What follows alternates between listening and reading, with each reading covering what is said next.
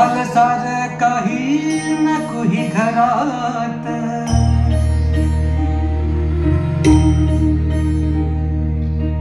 कचऱ्याची साथ जीवा मळकट हात, जुन झालं सारं काही नको ही घरात, ओल्या सुक्या उकिरड्यात जाती दिन रात, भिगारात शोधिती नशिबाची कात.